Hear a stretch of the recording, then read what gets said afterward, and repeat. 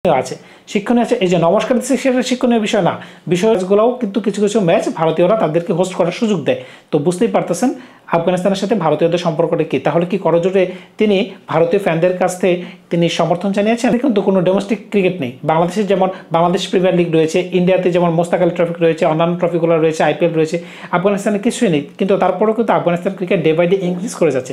কীভাবে?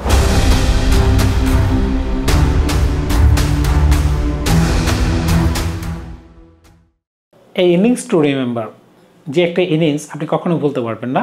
আফগানিস্তানের 177 রানের ইনিংস, বলছিলাম ইব্রাহিম জারদানের কথা। ইংল্যান্ডের বিপক্ষে 177 রানের যে একটি ইনিংস তিনি উপহার দিয়েছেন, সমগ্র বিশ্ববাসী সেটি দেখে অবাক হয়ে গেছেন। আরেকটা বিষয় দেখে সবাই অবাক হয়ে গেছেন, সেটা হচ্ছে তিনি করজোড়ে সবার কাছে কী যেন একটা মেসেজ দিলেন। এই মেসেজটির আসলে উদ্দেশ্য কী, এটির উত্তর কি আপনাদের কারো কাছে জানা আছে? ইংল্যান্ড ভার্সেস আফগানিস্তান ম্যাচ চলাকালীন সময়ে তিনি যখন একটি সেঞ্চুরি করলেন, সেঞ্চুরি করার পরপরই তিনি যখন একটি করজোড়ে ভক্তদের কাছে তিনি একটি মেসেজ দিলেন, এই মেসেজটি আসলে কাকে প্রদান করলেন এবং এটার অর্থটা আসলে কী, সেটা কি আপনাদেরকে জানা আছে? যদি জানা থাকে সেটি আপনারা কমেন্টস করে জানাবেন। আমরা যদি তার ইনিংসটি একটু পর্যালোচনা করি তাহলে দেখতে পাবো তিনি 177 রান করেছেন, সেখানে 12টি 4 এবং 6টি 6 রয়েছে। তা বুঝতে পারতেছেন তার সিঙ্গেলের পরিমাণ কতগুলা বা ডাবলের পরিমাণ কতগুলা। সর্বমোট রান হচ্ছে 91টি রান। যদি 4-6 বাদ দেন তাহলে তার ফিটনেস লেভেলটাও কিন্তু আপনারা বুঝতে পারতেছেন। তার প্রপার শটগুলো যদি আপনি খেয়াল করে থাকেন, প্রপার ক্রিকেটিং শট। বাংলাদেশে এমন কোনো ব্যাটসম্যান নেই যে 177 রানের কোনো ইনিংস কেউ খেলতে পারবে। কারণ আপনি দেখেন যেখানে 37 রানে 3 উইকেট পড়ে গিয়েছিল, সেখান থেকে ইনিংসটি কীভাবে তিনি বিল করেছেন। দুজনের সাথে তিনি দুটি পার্টনারশিপ করেছেন 100+। তারপর লাস্টের 10 ওভারের মাঝখানে সম্ভবত তিনি 80 থেকে 90 রান তিনি ব্যক্তিগতভাবে অর্জন করেছেন। তো বুঝতেই পারতেছেন ইনিংসটাই কতটা ধৈর্যের একটা ফল ছিল। আমরা যদি একটু পাকিস্তানের দিকে তাকাই, রিজন কোন ধরনের ইনিংস খেলেছিল এবং জালদান কোন ধরনের ইনিংসটি খেলেছিল। রিজওয়ানা এবং জালদানের ইনিংস কিন্তু কোয়াইট সিমিলার ছিল। কোন দিক থেকে সিমিলার? রিজওয়ানও কিন্তু পাকিস্তানের যে অনেকটা স্লোভাবে ইনিংস শুরু করেছিল, কিন্তু স্লোভাবে ইনিংস শুরু করার পরে তিনি কিন্তু লাস্টে ক্যাচ আপ করতে পারেন, ক্যাচ আপ না করে কিন্তু আউট হয়ে গিয়েছে। আর যদি একটু অন্যদিকে দেখেন, জারদান কী করেছিল, স্লো কিন্তু স্টার্ট করেছিল, কারণ স্লো খেলা ছাড়া কোনো উপায় নেই। কারণ 3টি উইকেট যেখানে পড়ে যায় তখন তো আপনাকে ইনিংস বিল্ড আপ করতে হবে। ইনিংস যখন বিল্ড আপ হয়ে গেছে তখন কিন্তু তিনি ফুল মোমেন্টামে খেলাটি চালিয়ে গিয়েছেন। এটাই ছিল রিজওয়ানের ব্যর্থতা। রিজওয়ান আর এই দুজনের মাঝখানে যদি তুলনা করেন, কিন্তু রিজওয়ানের আরেকটা জিনিস কি, রিজওয়ান হাতে মাল্লার তবজি নিয়ে বসে থাকে। আল্লাহকে ডাকলে কি খেলার মাঠে কাজ হবে? খেলার মাঠে যদি আপনি আল্লাহকে ডেকে খেলাকে জিততে চান তাহলে কি হবে? রিজওয়ানকে নিয়ে আমরা আরেকটা জিনিস শুনতে পেরেছি, ইমামুল হক বলেছেন তিনি নাকি একটা হোয়াটসঅ্যাপ গ্রুপ খুলেছেন। হোয়াটসঅ্যাপ গ্রুপে তিনি সকল মুসলিম ভাইদেরকে ডাক দেন যে আসুন নামাজ পড়ি, নামাজের সময় হলে তিনি ডাক দেন। তো উনি কি ইমামতি করার জন্য দলে আছেন কিনা সেটা আমার জানা নেই। আফগানিস্তান ক্রিকেটের সাথে যে ভারতীয় ক্রিকেট ওতপ্রোতভাবে জড়িত সেটা আপনারা ভালো করে জানেন। কারণ কি, যদি আপনি বর্তমান আইপিএলের দিকে তাকান, most of the Afghan players R available in IPL. এটি ছাড়াও আইপিএল ছাড়াও আফগানিস্তানের সাথে ভারতীয়দের একটা অন্য ধরনের সম্পর্ক রয়েছে।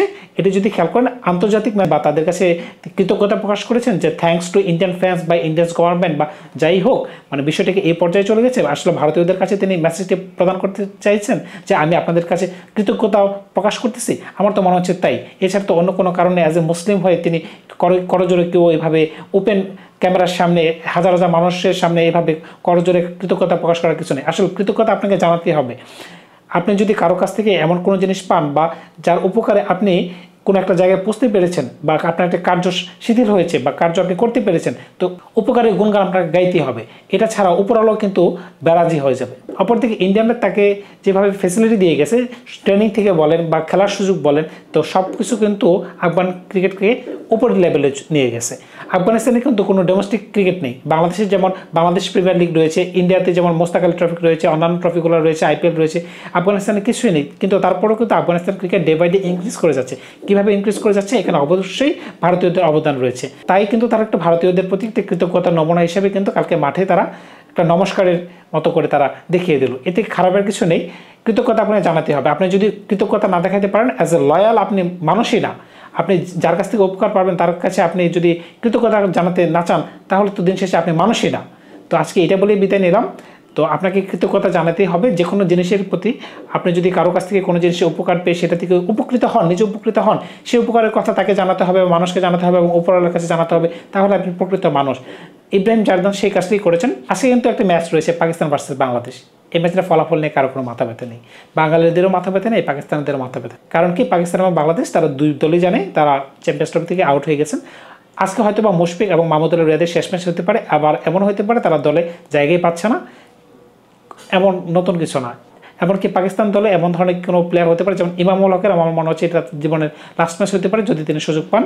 তো এইগুলো হচ্ছে খেলার খবর। তো বাংলাদেশ ইব্রাহিম জর্দান থেকে কী শিখতে পারে সেটা হচ্ছে ইব্রাহিম জর্দান থেকে আমরা শিখতে পারি কীভাবে ম্যাচটাকে সামনের দিকে ফরওয়ার্ড করে নেওয়া যায়, কীভাবে ইনিংসটাকে বিল্ড করতে হয়। আমাদের মেহেদী মিরাজ বলেন, শান্ত বলেন, আমাদের সৌম্য সরকার বলেন, আমাদের ওপেনাররা যদি বা লিটন কুমার দাস যখন আবার ফিরে আসবে, এখন তার থেকে কী শিক্ষণীয় আছে?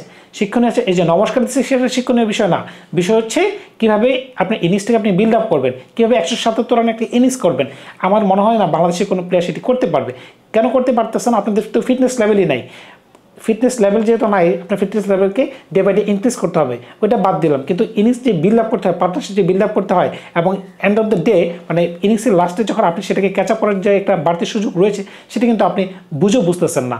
তো এই ধরনের ইনিংস কিন্তু আপনাকে চোখে আঙুল দিয়ে বুঝাই দেয় যে আপনি লাস্টে ক্যাচ আপ করতে পারবেন। তো আমি বাংলাদেশি ক্রিকেটারদের বিশেষ করে এটি একটু দেখতে বলবো যে এই বিষয়গুলো যেন তারা একটু ইমপ্রুভ করতে পারে। তো আজকে বিদায় নিলাম বাংলাদেশ পাকিস্তানের খেলাটি দেখার জন্য। তো এই খেলার আপডেট নিয়ে আপনাদের সামনে হাজির হবো। ধন্যবাদ সবাইকে, ভালো থাকবেন আপনারা।